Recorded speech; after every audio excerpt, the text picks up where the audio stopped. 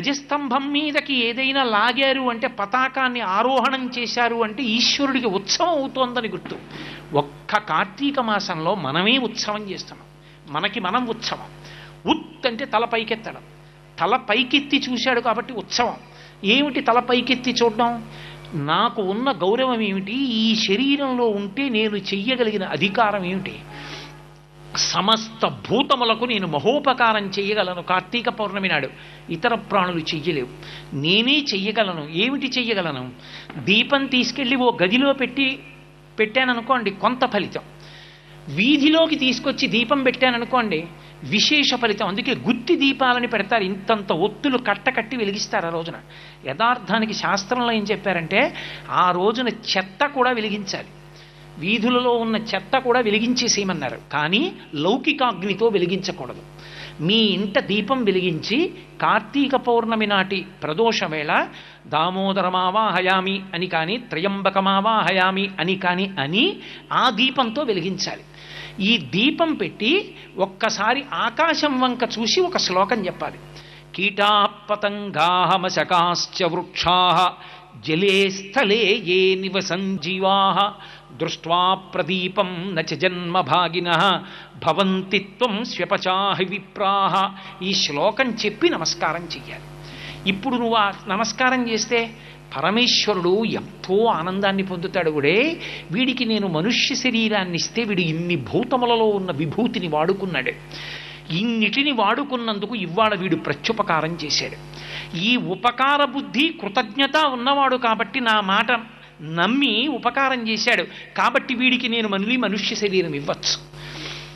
ఈ మాట చెప్పినప్పుడు కీటాః పతంగాః మశకాశ్చ వృక్షాః, కీటకములుంటాయి, చిన్న చిన్న పురుగులు. అవి ఎందుకు పుడతాయంటే దీపంలో పడి చచ్చిపోవడానికే పుడతాయి.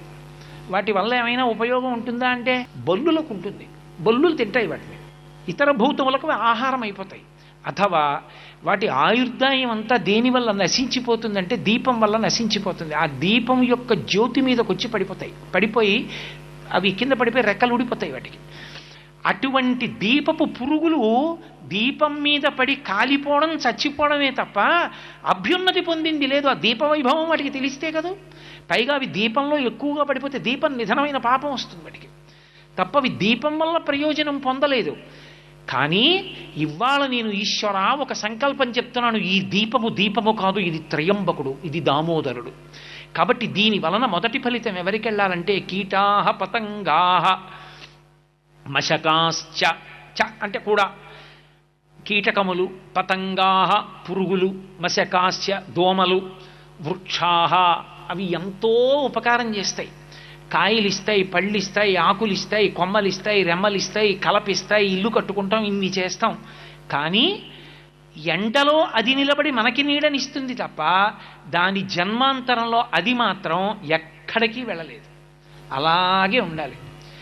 ఒక ఆవు వచ్చి దాని కొమ్మలు కొరుక్కు తినేస్తున్నా, ఏవో ప్రాణులు దాని మీదకెక్కి అలజడి చేసి కొమ్మలన్నింటినీ ఉంచేస్తున్నా, గొడ్డలి పెట్టి తన్ని నరికేస్తున్నా, ఒక్క అడుగు ఇలా తీసి ఇలా వెయ్యలేనటువంటి దైన్యము చెట్టుది.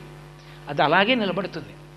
ఆ చెట్టు ఎలా అభ్యున్నతిని పొందుతుంది? దానికి కదలలేనప్పుడు దానికి కర్మాధికారం ఏది? అది సంపాదించుకోలేదు. కాబట్టి ఈశ్వర నీ దీపపు వెలుతురు ఆ చెట్టు మీద పడుతోంది కాబట్టి దామోదరుడి చెయ్యి దాని మీద పడినట్టే, త్రయంబకుని చెయ్యి దాని మీద పడినట్టే, అది అభ్యున్నతిని పొందాలి. సర్వం శ్రీ ఉమామహేశ్వర పరబ్రహ్మార్పణమస్తు. స్వస్తి.